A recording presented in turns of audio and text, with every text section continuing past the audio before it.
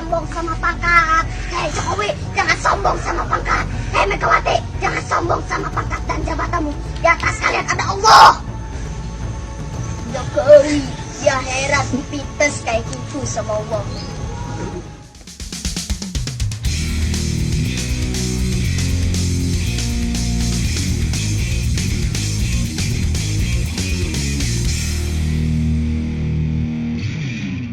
Pernah di saat anak saya waktu baru masuk SMP, dia pulang bawa buku berjudul Kesesatan Syiah. Dia bilang buku ini dibagi-bagi di sekolahnya untuk murid baru. Saya marah, saya datangi sekolahnya dan kepala sekolahnya. Lalu saya bilang, apa hak sekolah untuk mengajarkan kebencian terhadap anak saya? Saya ini orang tuanya dan tidak boleh ada seorang pun mengajarkan kebencian terhadap anak saya yang saya didik toleran kepada semua orang apapun keyakinannya. Tarik buku itu atau saya laporkan sekolah ini ke dinas pendidikan. Kalau perlu ke polisi sekalian. Kepala sekolahnya minta maaf dan besoknya buku itu ditarik dari sekolah mereka. Perhatikan betapa bahayanya model intoleran masuk ke sekolah-sekolah bahkan di tingkat dasar.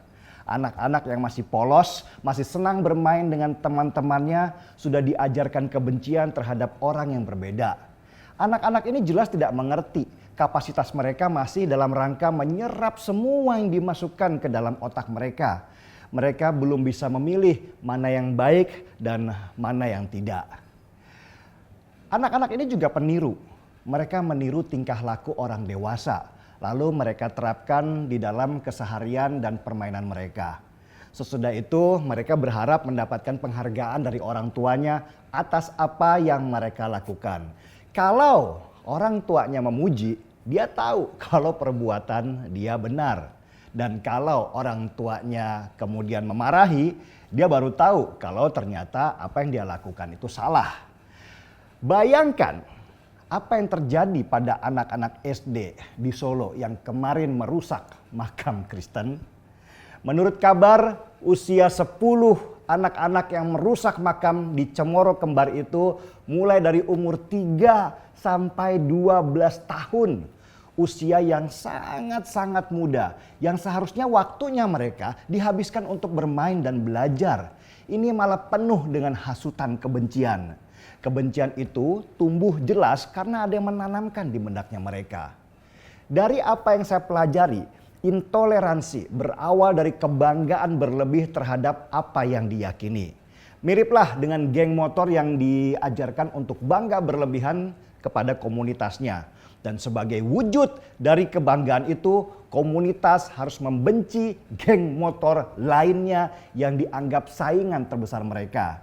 Dan kebanggaan berlebih ini adalah wujud dari sombong dan pelaksanaannya berupa kebencian. Nah, supaya hasrat kebencian itu tuntas, maka harus disalurkan dengan merusak simbol-simbol dari apa yang mereka benci. Jadi saya bisa membayangkan setiap menit anak-anak SD di Solo itu terus ditanamkan kebanggaan akan agamanya dan kebencian terhadap agama yang berbeda. Bahkan ada bonus yang mereka dapat ketika kebencian itu disalurkan dengan merusak simbol agama lain. Bonus itu adalah surga. Intoleransi tidak tercipta dengan sendirinya. Dia diajarkan dan dipupuk lewat siraman doktrin yang terus-menerus. Saya selalu bilang, anak-anak itu seperti kanvas putih.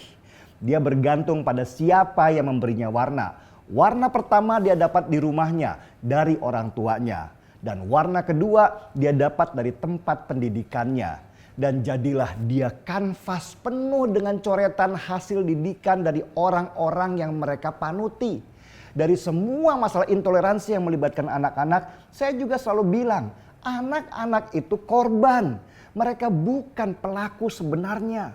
Pelaku sebenarnya adalah orang tua dan para pendidiknya. Orang-orang dewasalah yang seharusnya dihukum karena didikan mereka lah anak-anak bisa menjadi pelaku perusakan. Jadi di kasus perusakan makam di Solo ini, selidiki betul dari mana benih intoleransi itu berawal. Apakah dari orang tuanya ataukah dari pendidiknya? Hukum mereka kalau perlu, karena mereka sudah menanamkan kebencian di benak anak-anak mereka. Kasus anak-anak sebagai korban intoleransi bahkan radikalisme ini bukan yang pertama kali.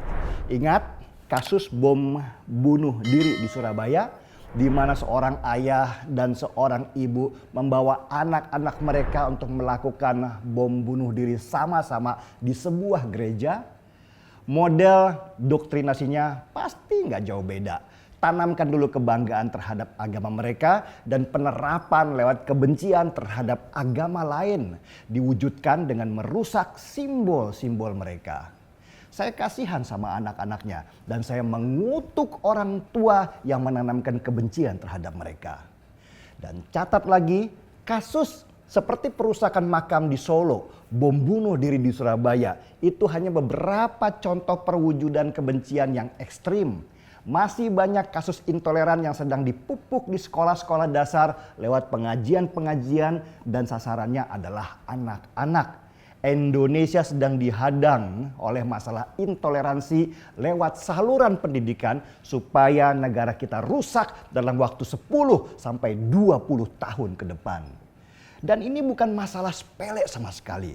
Perusakan makam di Solo itu hanyalah contoh kecil peristiwa sebagai pengingat kita bahwa di negara ini berdiri di atas bom waktu yang kalau tidak dibenahi dengan benar akan meledak dan membuat negeri ini kelak tidak jauh beda dengan beberapa negara di Timur Tengah. Kita sebagai orang tua sudah harus mengawasi pola merusak yang muncul di sekitar kita yang dibuat untuk merusak anak-anak kita. Itulah kenapa saya menantang sekali film propaganda animasi anak-anak yang mau tayang di bioskop karena itu mengajarkan eksklusivitas dan kebanggaan berlebih terhadap agama. Karena sesudah tertanam kebanggaan berlebih terhadap agama, maka tindakan selanjutnya adalah memasukkan kebencian terhadap agama yang berbeda. Dan fase selanjutnya dari kebencian adalah perwujudannya dengan merusak simbol dari agama-agama yang berbeda. Masihkah kita tidak peduli dengan situasi ini? Ayo bergerak sebelum bom waktu itu meledak. Saya seruput dulu kopinya.